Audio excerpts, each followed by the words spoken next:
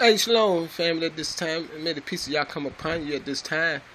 It's been quite a while since I did my last video, brothers and sisters. I got many more great videos to bring forth to you, the many more words of Yah, that He may lead you by His Ruach Spirit, brothers and sisters, and from captivity.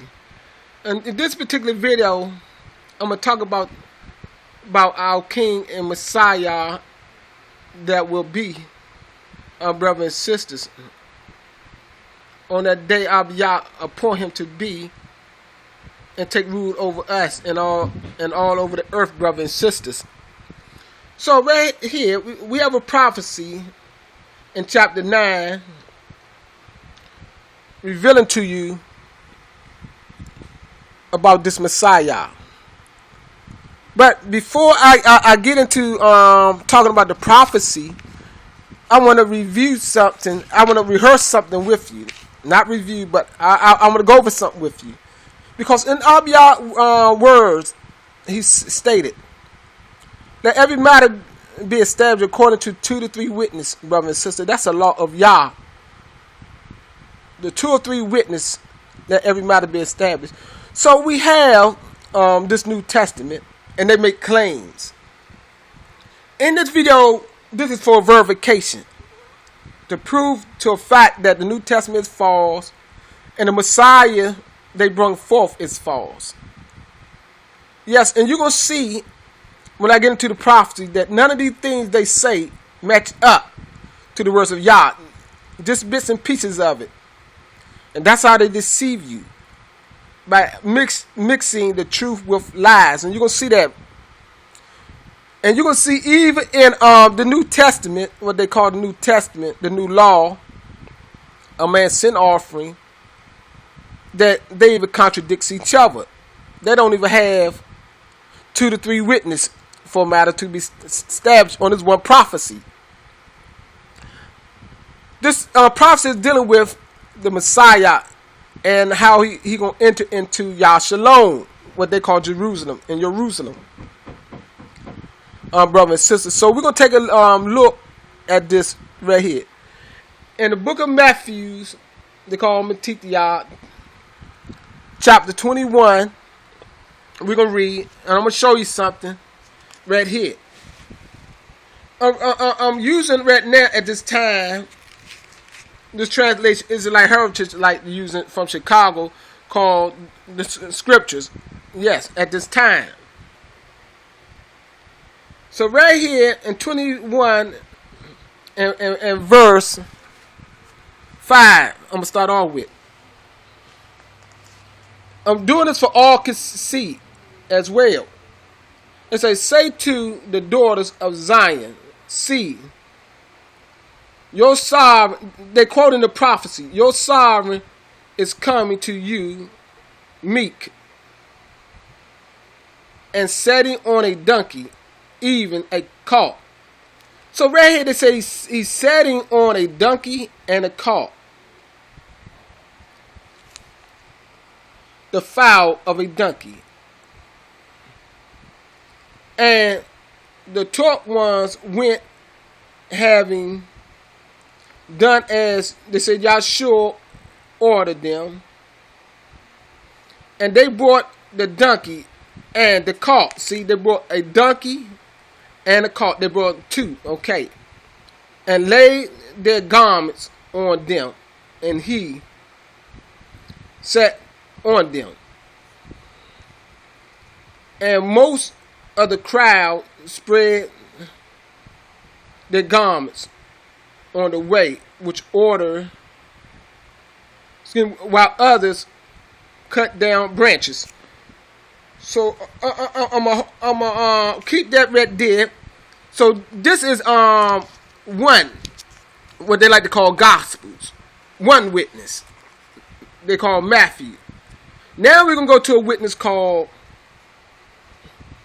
Mark, right here, Mark 11.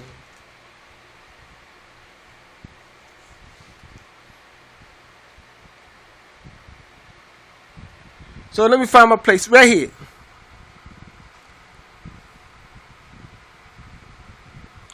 So right here in verse 4, right here. Let me get my hand on it. Verse 4. Let me get the verse 4 right here. It says, so they went away and found the colt. So they went away and found the colt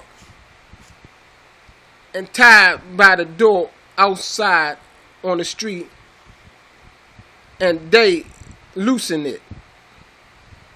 And some of those standing there said to them, what are you doing loosening the colt? And they said to them, as Yahshua had said, so they let them go. And they brought the colt to Yahshua threw their garments on it, and he sat on it, and many spread their garments on the way. So you got the contradiction. So we got here in Mark, it was a colt. This one.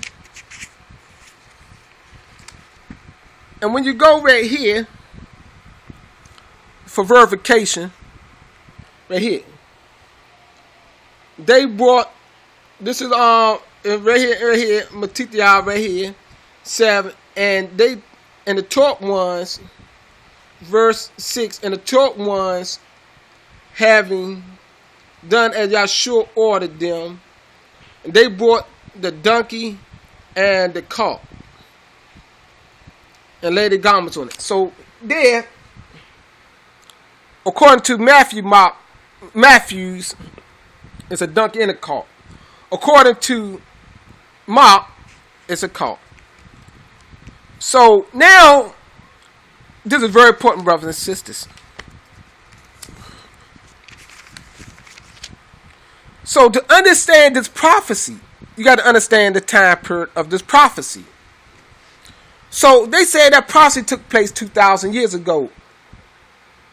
But the details, the events don't match up. And you're going to see that. They just gave you bits and pieces of the prophecy. So now, when you got to read the whole chapter 9 and 10 to understand the significance of this prophecy and the outcome of this prophecy and the time frame of this prophecy. The events that take place before the prophecy, you got to know these things. You got to know the condition of the Hebrew people. Because right here, I'll be talking about a captivity time period and the releasing of the children of Israel to go back home. And I'll be talking about how war is going to take place. Yes, he said the children of Yah and Israel are going to be fighting. And Yah Shalom. War going to take place. The nation going to be at war fighting against Yahshua. We're going to be fighting. And the significance of this king coming is to establish peace, brothers and sisters. You got to read the whole thing. If I have time, I'm going to read it. But first, I'm going to go to the prophecy that the New Testament touched on. So right here in chapter 9, right here, Zechariah verse 9, I'm reading from two translations. 9 right here. I'm laying down on my bed. That's why I'm moving the phone cam a lot. It says, rejoice greatly, O daughter of Zion. Shout, O daughters of Yah Shalom. They got Jerusalem, but Yah Shalom. See, your sovereign is coming to you. He is righteous and endowed with deliverance. Humble and riding on a donkey, a colt. See, a donkey,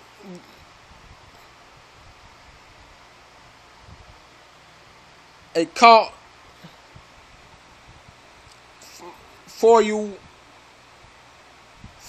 of a donkey. See, on a colt. And I shall cut off the chariots from Ephraim and the horses from Yah Shalom, and the battle bow shall be cut off, and he shall speak peace to the nations. You see that? And his rule is from sea to sea, and from the rivers to the ends of the earth. You see that? According to the prophecy, when I get finished, you can see, and you should be able to see it right there, it never took place yet. But they try to insinuate and say it took place 2,000 years ago. When the Messiah, true Messiah come, he gonna end all war gonna cease. So right here, let me sit up a little bit, brothers and sisters. Right here, my back hurting a little bit from work. That's why I'm laying down.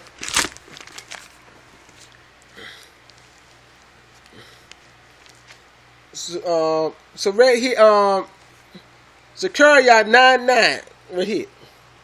I'm reading this from the Living Bible paraphrase translation, brothers and sisters. Zechariah 9:9 is very important right here. It says, "Rejoice greatly, O my people. Shout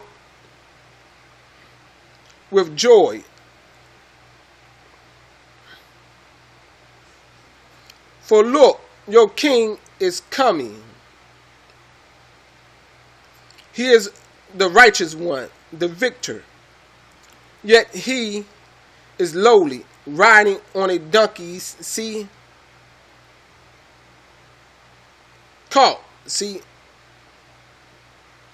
He's riding on a colt, see. And I will disarm all the people." You see that? You see what all y'all say? He gonna disarm all the people of the earth. You see, the time period when the true Messiah come, y'all say he gonna disarm all the people of the earth, including my people in Yasha Yah. You see, because we're gonna be in there fighting, because we gotta go back and take the land. Remember that. And his realm shall stretch from sea to sea, from the rivers to the ends of the earth. I have delivered you from death in the waterless pit because of the covenant I made with you, sealed with blood. You see that, brothers and sisters? See, if you go further down right here in verse 13, it say, "Yod, you are my bow. Ephraim, you are my arrow. Both of you will be my sword, like the sword of a mighty soldier, brandished against the sons of Greece." You see that, brothers and sisters? These are the words of Yah. So it's going to be a time of war. We got to prepare for war. We got to unite and obey Yah. This is not a game. See, they brought you this falsehood that this one came riding on Matthew said a donkey and a cart. Mark, they gave you the better better part of the prophecy that never came to pass yet, when it was just a donkey's cart, just a cart, not both. Matthew said both. Mark said just a cart. That's what it's going to be, brothers and sisters.